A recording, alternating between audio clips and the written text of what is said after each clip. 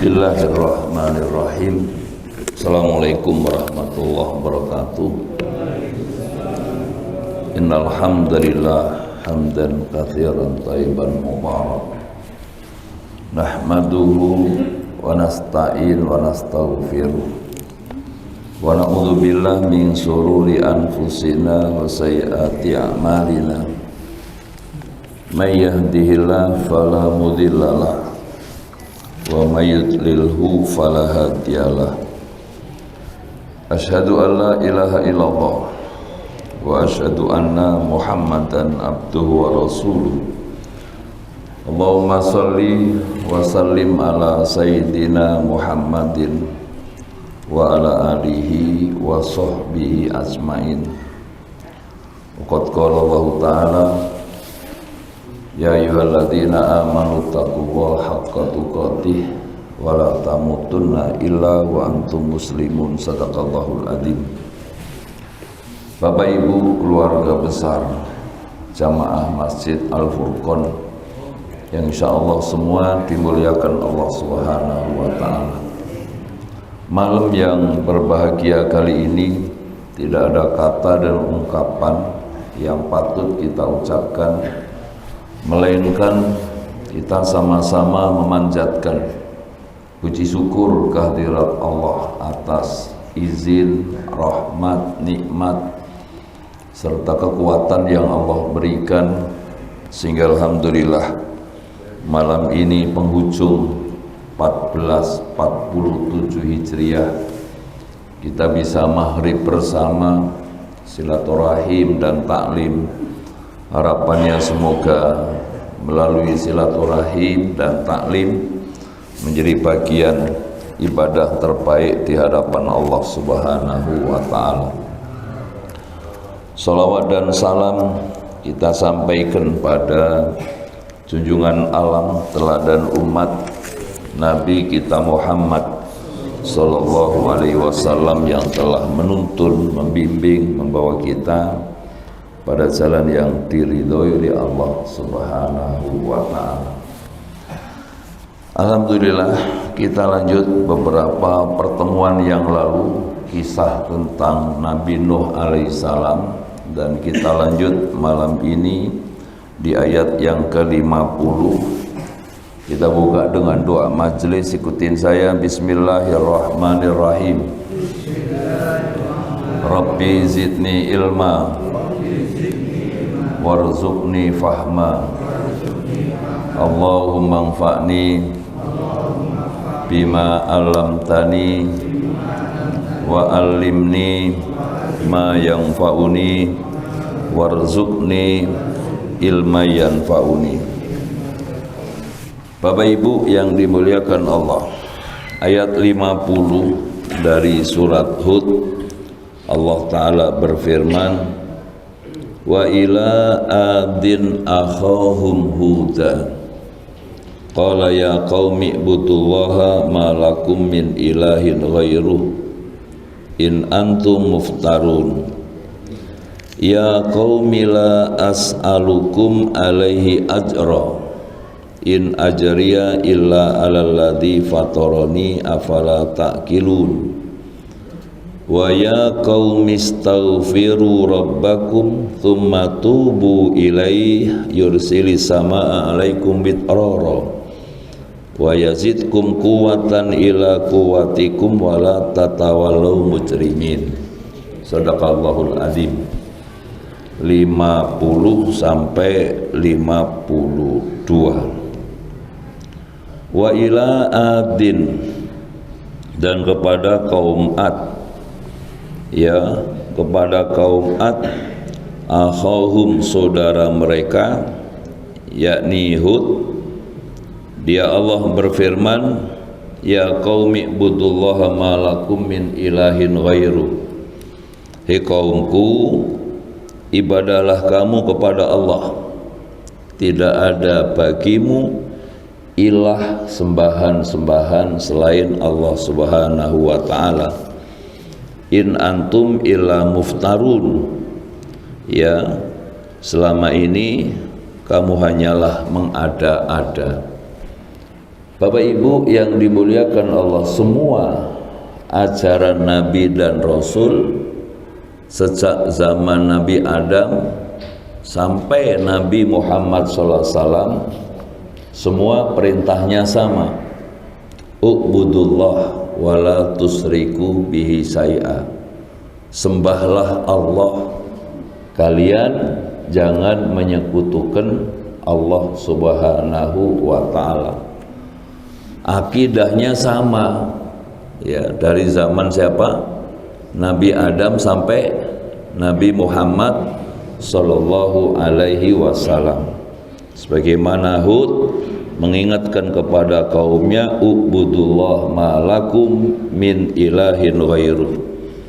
Sembahlah Allah, ya, tidak ada bagimu sembahan-sembahan selain Allah Subhanahu wa ta'ala. Allah Ta'ala telah mengingatkan kaum Ad, kaum Samud, tetapi kaum Ad, kaum Samud itu memilih jalan yang salah.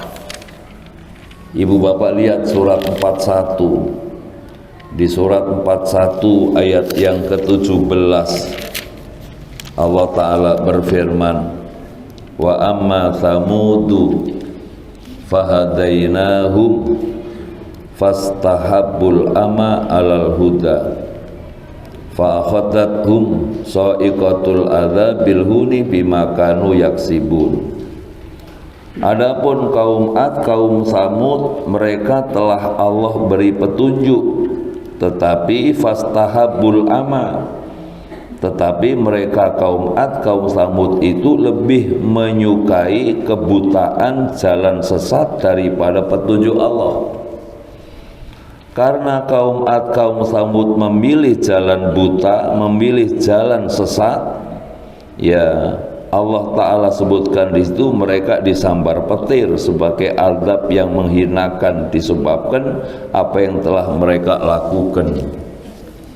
Nah, jadi Bapak Ibu yang dimuliakan Allah, Nabi Soleh alaihissalam udah ngingetkan kaum Ad, kaum Samud supaya kaum Ad, kaum Samud itu menyelamatkan iman Islamnya. Kaum Ad, kaum Samud tidak musyrik kepada Allah Subhanahu wa ta'ala, tetapi kaum Ad, kaum Samud memilih jalan salah, jalan buta, menyekutukan Allah Subhanahu wa ta'ala. Bahkan kaum Ad, kaum Samud gak percaya mukjizat yang Allah berikan kepada Nabi Soleh.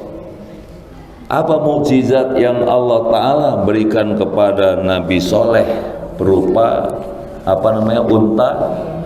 unta betina. Disebutkan di surat 7 ayat yang ke 77,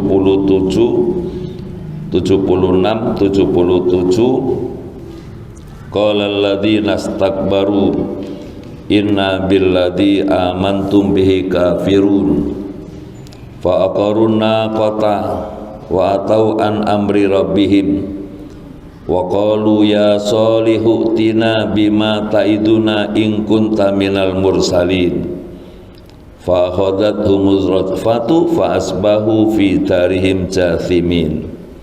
Ya, di ayat yang ke mulai 76 itu orang-orang kaum Ad, kaum Samud menyombongkan diri, sesungguhnya kami mengingkari apa yang kamu percayai, tidak percaya sama mukjizat yang diberikan oleh Allah Subhanahu wa ta'ala. Lalu fa'aqaruna qata, ya, di ayat yang ke-77 itu disebutkan kemudian mereka sembelih unta betina dan berlaku angkuh terhadap perintah Allah. Mereka berkata, wahai Soleh, buktikan ancaman kamu kepada kami jika benar-benar engkau salah, ya, seorang Rasul. Jadi Nabi Soleh ditantang oleh siapa? Oleh kaumnya Nabi Soleh alaihissalam. Unta itu adalah mukjizat yang diberikan Allah Subhanahu wa taala kepada Nabi Soleh alaihissalam. Unta itu kalau dibiarkan makan makanan yang ada, air susunya sanggup untuk minum sebanyak-banyaknya, nggak akan habis. Syaratnya jangan diganggu. Mereka nggak percaya bahwa itu mukjizat dari Allah Subhanahu wa taala. Akhirnya unta itu disembelih. Setelah unta itu disembelih, mereka menantang, ya Soleh, datangkan azab dari Allah Subhanahu wa taala jika kamu benar-benar rasul utusan Allah Subhanahu wa taala. Ayat berikutnya ayat 78, fa akhadhatumur rajfatu fa asbahu fi darihim jasimin. Ayat 78, lalu datanglah gempa menimpa mereka lantaran dan mereka pun mati bergelimpangan dalam reruntuhan rumah-rumah mereka. Karena mereka menentang Rasul Allah Nabi Soleh alaihissalam, nggak percaya bahwa unta itu mukjizat yang diberikan oleh Allah kepada Nabi Soleh alaihissalam. Disembelihlah unta itu dan mereka menantang, ya Soleh, datangkan azab kepada kami jika engkau seorang Rasul. Maka permintaan mereka dikabul, diijabah oleh Allah Subhanahu wa taala. Allah kirim gempa, lalu mereka bergelimpangan, reruntuhan, rumah-rumah itulah yang mengubur mereka sendiri. Kenapa? Karena mereka menentang Rasul Allah Subhanahu wa taala. Ibu bapak yang dimuliakan Allah, in antum illa muftarun. Di ujung ayat itu disebutkan bahwa dia selama ini hanya mengada-ada. Nah, jadi mengada-ada sembahan-sembahan selain Allah Subhanahu wa taala. Mereka menyekutukan Allah, mereka menduakan Allah Subhanahu wa taala. Sementara Nabi Soleh alaihissalam itu dalam berdakwah, beliau nggak nuntut apa-apa, dalam berdakwah nggak minta apa-apa. Dan disebutkan di surat di ayat 51 itu, ya qaumi la as'alukum alaihi ajra. Hei kaumku, aku menyampaikan dakwah nggak minta upah. Aku menyampaikan dakwah nggak minta amplop. Aku menyampaikan dakwah nggak nyari apa-apa. In ajriya illa alalladzi fatarani. Upahku, gajiku adalah telah Allah siapkan yang telah menciptakanku. Nah, jadi upah Nabi Soleh alaihissalam dalam berdakwah nggak nuntut, ya nggak nuntut apa? Nggak nuntut upah, nggak nuntut bayaran, nggak minta bayaran, nggak minta upah. Bapak ibu saudara yang dimuliakan Allah, inilah dakwah para nabi dan rasul. Ya, dalam surat Yasin juga disebutkan senada dengan ayat ini, la as'alukum alaihi ajra. Aku nggak minta upah, aku nggak minta nggak minta transport. Ibu bapak saudara, gimana kalau kemudian para asatid, para guru-guru kita, beliau menerima upah, beliau menerima amplop buat ganti bensin, buat keperluan asatidah. Dalam beberapa riwayat, kalau nggak minta boleh, tapi kalau nuntut wani piro, maka menjadi nggak bernilai apa-apa di hadapan Allah tentang dakwah yang disampaikan. Kalau kemudian belum apa-apa minta DP, atau pelesetannya kadang-kadang, mohon maaf kalau saya sih amplopnya nggak mau, yang penting isinya, itu pelesetan yang nggak pantas. Pantas nggak Pak Anwari? Plesetan yang nggak pantas, kalau kemudian beliau menerima monggo silahkan, tapi kalau plesetannya saya sih amplop nggak usah, nggak apa-apa, yang penting isinya. Kalau beliau mau menerima monggo, tapi nggak usah plesetan seperti itu. Ketika kami menyelesaikan Masjid Al-Ikhlas, kami mau bikin takblek akbar, kami ngundang ustadz yang diharapkan untuk mengumpulkan jamaah dalam rangka nyari duit. Kami datang, kami ngajukan permohonan. Saat itu asprinya bilang, Bapak kalau minta beliau hadir harus kasih DP dulu. Berapa yang harus kami bayar? Beliau minta saat itu 5 juta. Nanti pada saat selesai acara 5 juta lagi. Tahunnya 2001, 2002. Saat itu dolar baru berapa? Bapak Ibu, saya jawab, kalau begitu saya cabut permintaan kami batalkan. Daripada saya buat bayar DP nilainya 5 juta, nanti 5 juta menjadi 10 juta, lebih baik kami belikan semen, kami belikan pasir. Takblek akbar tetap berjalan. Almarhum guru kami Ustadz Mehmet Jonet Asidiki yang ngisi sama saya berdua. Selesai taklim, ada material datang, Ustadz, ada hamba Allah menyampaikan sumbangan ke masjid yang antum bangun, nilainya 200 juta. Ustadz boleh minta material ke kami berapapun yang diminta selama nggak ngelebihi nominal 200 juta. Saya tanya, beliau siapa? Saya sudah bersumpah sama beliau, saya nggak boleh sebut nama. Selesai masjid, kemudian saya nanya lagi ke material itu, beliau kenal nggak sama saya?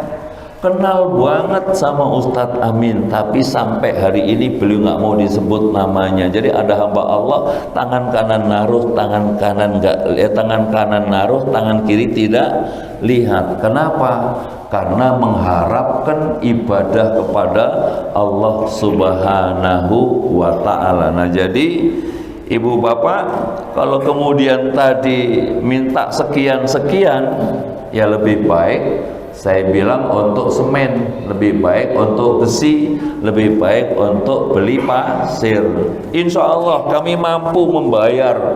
Kalau misalnya Bapak datang, tapi kalau minta seperti ini, mohon maaf, surat permintaan kami cabut.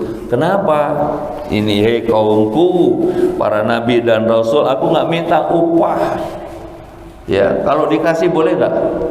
Tapi kalau minta seperti itu tadi, pasang tarif seperti itu, menjadi nggak barokah. Nah, jadi kalau kemudian kita ngundang siapapun, lalu jawabannya wani piro, lebih baik dibatalin. Kalau jawabannya apa? Wani piro, baik mampu bayar berapa, lebih baik dibatalin, buat yang lain insya Allah lebih berkah, lebih manfaat. Kalaupun kita ngasih ya monggo, tapi kalau negonya wani piro, lebih baik dibatalkan. Kenapa? Karena hakikatnya semestinya la as'alukum alaihi ajro, in ajriya in ajriya illa Allah illa alalladzi fatarani afala taqilun. Apa kamu nggak mikir, kata Allah? Apa kamu nggak ngerti? Boleh kalau mau nerima, tapi yang tidak boleh itu wani piro, yang tidak boleh itu pasang tarif. Nah, inilah PR buat kami para asatid, para asatidah. Salah niat menjadi nol besar. Kami ini salah niat menyampaikan dakwah, salah niat dalam menyampaikan dalam tausiah segala macam, menjadi nol, nggak bernilai apa-apa di hadapan Allah Subhanahu wa Ta'ala. Hanya dapat capek, hanya dapat lelah, hanya dapat nggak punya nilai apa-apa di hadapan Allah kalau niatnya salah. Itulah perlunya para guru, para asatidah kita semua meluruskan niat dan meluruskan niat. Ibu bapak yang dimuliakan Allah. Ayat 52. Ya qaumi istaghfiru rabbakum summa tubu ilaihi yursilis samaa alaikum mitrara wa yazidkum quwwatan ila quwwatikum wa la tatawallaw musrimin. Hi kaumku, ya mohonlah ampun kepada Allah, bertobatlah kepada Allah, niscaya Allah menurunkan hujan yang deras. Dia akan menambahkan kekuatan di atas kekuatanmu, dan janganlah kamu menjadi orang yang berdosa. Ada kisah di zaman Nabi Musa alaihissalam. Bani Israel kira-kira 70.000 orang menghadap kepada Nabi Musa minta kepada Allah supaya diturunkan hujan. Kalau sekarang namanya sholat apa? Sholat istisqa. 70.000 orang itu menghadap supaya diselenggarakan sholat istisqa. Lalu kumpullah, selesai berdoa, bukan mendung, bukan turun hujan, malah tambah panas. Begitu selesai mestinya mendung, mestinya hujan, tapi malah tambah panas. Ya Nabi Allah, barusan kita sama-sama minta sama Allah supaya Allah turunkan hujan. Kita diuji oleh Allah, paceklik panjang, kemarau panjang, kami semua butuh air. Kenapa? Bukan mendung, bukan hujan, malah tambah panas. Allah ilhamkan kepada Nabi Musa alaihissalam, kenapa sampai enggak turun hujan? Karena di antara yang doa itu ada yang dosanya banyak, sehingga menghalang-halangi turunnya hujan. Lalu dikumpulin lagi.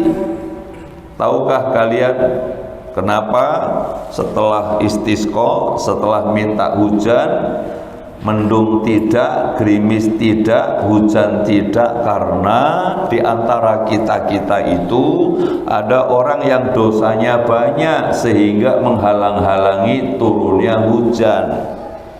Izin dan mohon maaf, yang merasa dosanya banyak minta tolong keluar dulu supaya tidak menghalang-halangi turunnya hujan. Kira-kira mau keluar nggak Pak Nuari? Kira-kira mau keluar nggak? Nggak mau. Kenapa nggak keluar? Malu. Akhirnya semua yang hadir itu nunduk. Semua yang hadir itu istighfar, semua yang hadir mengaku bersalah, semua yang hadir bertobat kepada Allah Subhanahu wa taala. Setelah mereka menunduk dan menunduk, mengaku bersalah, bertobat kepada Allah, enggak lama mendung turun hujan. Nabi Musa nanya, ya Allah, yang dosanya banyak belum keluar. Yang dosanya banyak belum keluar. Kenapa turun hujan? Karena yang tadi dosanya banyak, sekarang mereka mengaku bersalah, semua bertobat, tobatnya diterima oleh Allah Subhanahu wa taala sehingga tidak menghalang-halangi turunnya hujan. Bolehkah kami tahu siapa yang dosanya banyak? Sebelum tobat aja nggak dikasih tahu, apalagi setelah bertobat kepada Allah Subhanahu wa ta'ala. Bapak Ibu Saudara yang dimuliakan Allah, saya yakin seyakin-yakinnya bahwa kita pun tidak ada orang yang nggak punya dosa. Kita ini ada nggak yang nggak punya dosa? Yakin semuanya punya dosa. Dan itu yang Allah katakan dalam surat 24 ayat yang ke-21. Coba dilihat. Ya ayyuhalladzina amanu la tattabi'u khutuwati syaitan. Ya ayyuhalladzina amanu la tattabi'u khutuwati syaitan wa may yattabi' khutuwati syaitan fa innahu ya'muru bil fahsai wal munkar walaula fadlullahi alaikum wa rahmatuhu ma zaka minkum min ahadin abada walakinnallaha yuzakki may yasha wallahu sami'un alim. Wahai orang yang beriman, jauhilah, jangan ikuti cara-cara setan. Siapa yang mengikuti cara-cara setan, setan itu hanya mengajak berbuat keji dan mungkar. Sekiranya bukan karena karunia Allah, rahmat Allah, ampunan Allah, tak seorang pun dari kamu, dari kita yang bersih dari dosa selama-lamanya. Dan itu yang kita rasakan. Izin yang merasa nggak punya dosa, angkat tangan, berani bang? Yang merasa nggak punya dosa berani angkat tangan? Enggak. Karena Allah sendiri mengatakan kalau bukan karena karunia Allah, rahmat Allah, kasih sayang Allah, ampunan Allah, tak seorang pun dari kamu, dari kita yang bersih dari dosa selama-lamanya. Walakinnallaha yuzakki may yasha, tetapi Allah bakal membersihkan siapa yang Allah kehendaki. Siapa yang bakal dibersihkan namanya oleh Allah, direhabilitasi oleh Allah Subhanahu wa ta'ala? Orang yang mau mengaku bersalah, paling tidak astaghfirullahaladzim wa atubu ilaih, astaghfirullahaladzim alladzi la ilaha illa huwal hayyul qayyum wa atubu ilaih. Apalagi akhir tahun, awal tahun, kita muhasabah, kita evaluasi. Kenapa mesti muhasabah, mesti evaluasi? Karena sebentar lagi kita akan dihitung oleh Allah. Dan kalau kita mau muhasabah, mau evaluasi, tengok kanan kiri, teman-teman satu-satu dipulang duluan. Kita menyusul sebentar lagi, betul? Tambah umur, umurnya nambah, jatahnya berkurang. Sebentar lagi kita juga bakal dihitung sama Allah. Coba lihat surat Al-Anbiya, surat 21, ayat yang pertama. Iqtaraba linnasi hisabuhum wa hum fi ghaflatin mu'ridun. Telah semakin dekat. Ya, buat siapa? Buat manusia. Apanya yang dekat? Hisabuhum, perhitungannya. Sebentar lagi Bapak Ibu kita akan dihitung oleh Allah.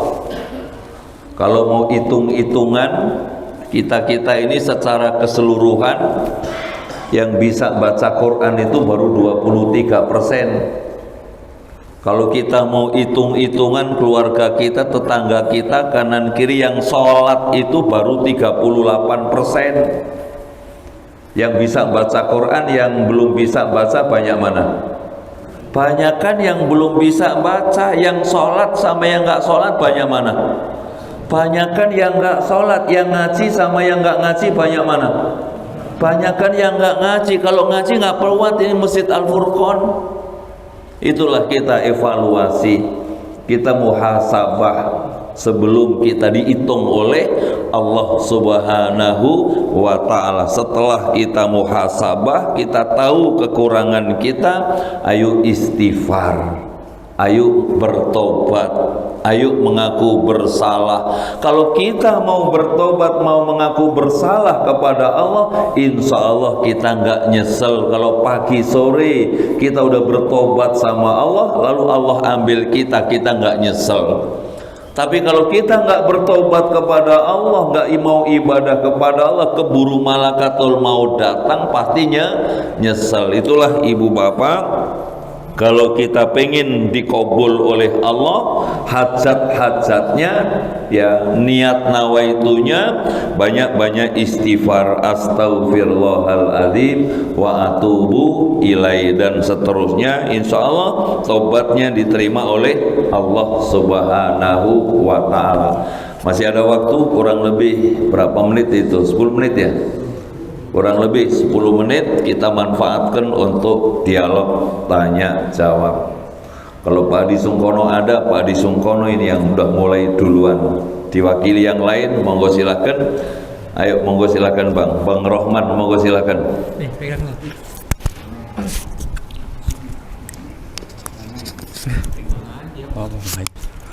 Assalamualaikum warahmatullahi wabarakatuh. Waalaikumsalam warahmatullahi wabarakatuh. Lanjut yang kajian kemarin tak? Ya, lanjut, monggo. Udah hakim laki-laki dan hakim perempuan udah saya paling ketemu nih Pak. Ya. Dan ujung-ujungnya ya begitu, berpisah. Apakah kita tetap menafkahi anak dan sebaliknya? Baik. Jadi Bapak Ibu yang dimuliakan Allah. Kemarin pengajian Masjid Raya Mustaqim beliau nanya, ketika terjadi sesuatu pasangan suami istri, jawaban saya solusinya utus keluarga laki-laki, utus keluarga perempuan supaya mendamaikan, gitu kan. Ternyata kesimpulan dua keluarga itu pisah. Setelah pisah nggak ada bekas anak. Kewajiban kepada anak tetap jalan terus kepada anak.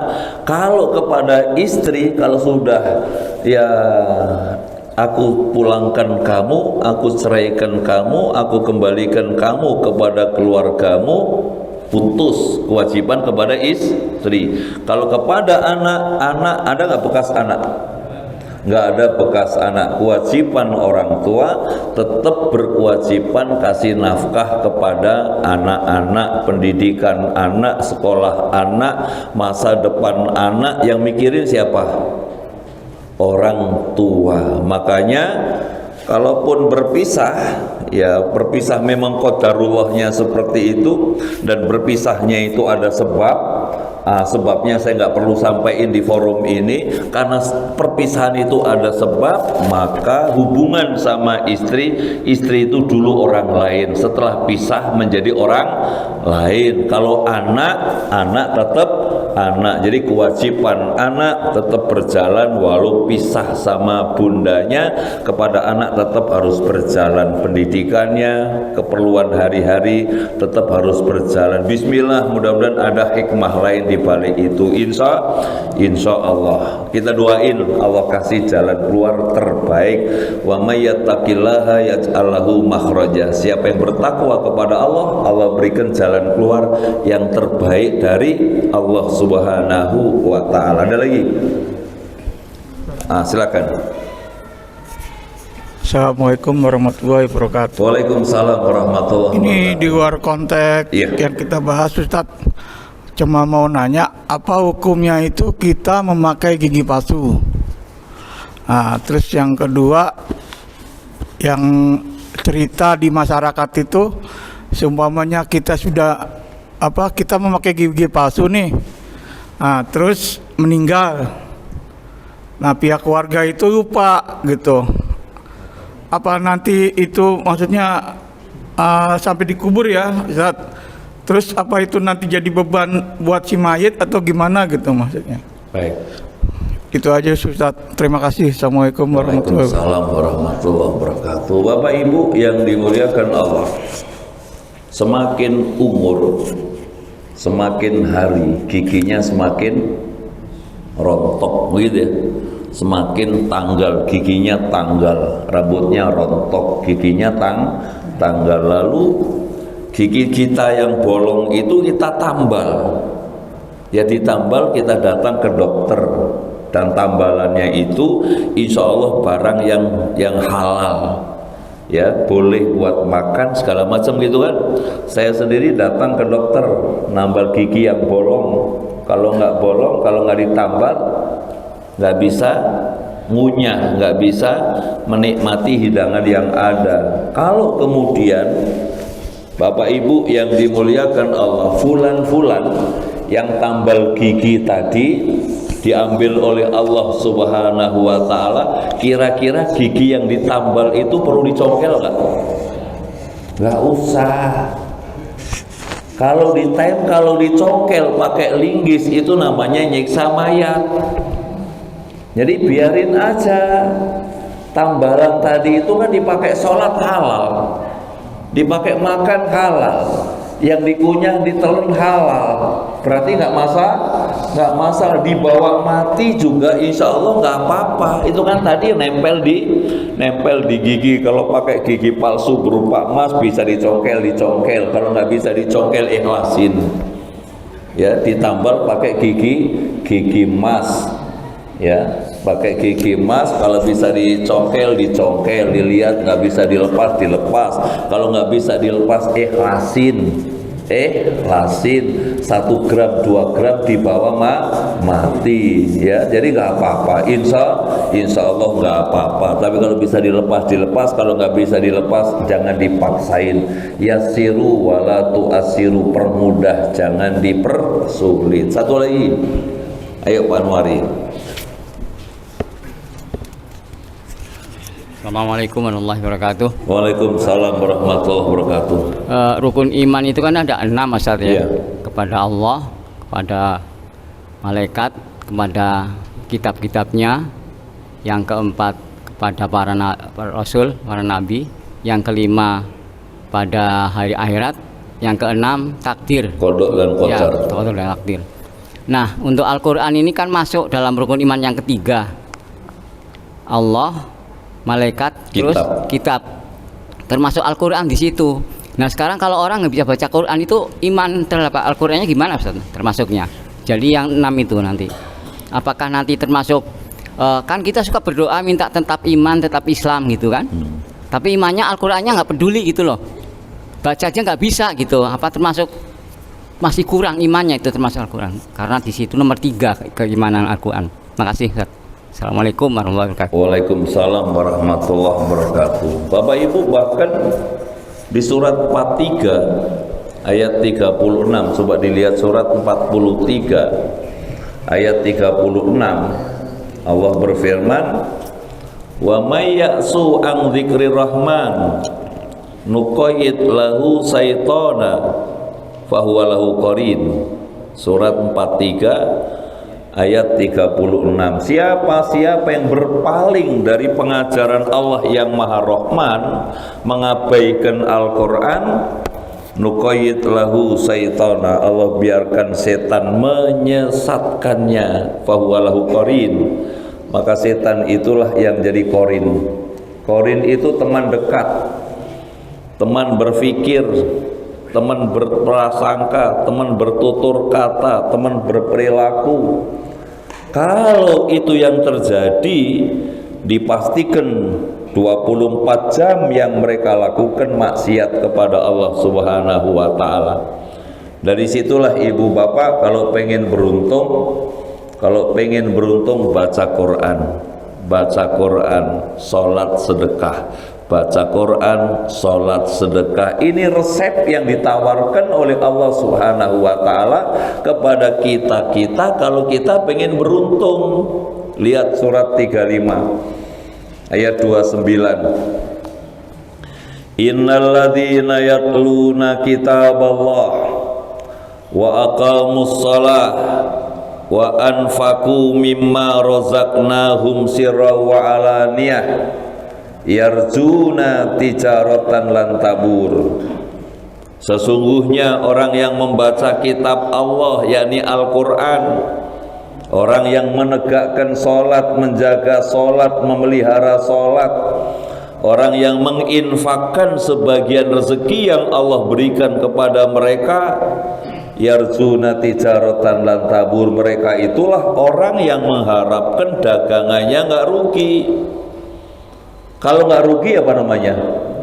Beruntung. Jadi kalau kita pengen beruntung, resep yang ditawarkan Allah Subhanahu wa ta'ala, baca Quran, sholat, sedekah. Baca Quran, sholat, sedekah.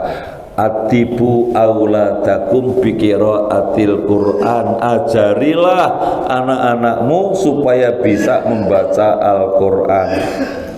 Ya, zayyinu buyutakum biqiraatil Quran, hiasilah rumah-rumahmu dengan Al-Quran. Kita ajarin anak-anak bisa baca Quran, kita hiasi rumah kita dengan Al-Quran. Harapannya kita menjadi orang yang dirindukan oleh surganya Allah. Siapa yang bakal dirindukan oleh surganya Allah Subhanahu wa ta'ala? Orang yang tahlil Quran.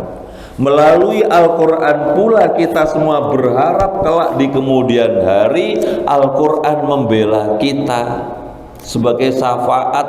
Iqra'ul Quran fa innahu ya'ti yaumal qiyamah syafi'an li ashabi. Bacalah Quran, bacalah Al-Quran. Al-Quran bakal datang nanti di hadapan Allah Subhanahu wa ta'ala sebagai pembela. Kita semua masih butuh dikatrol.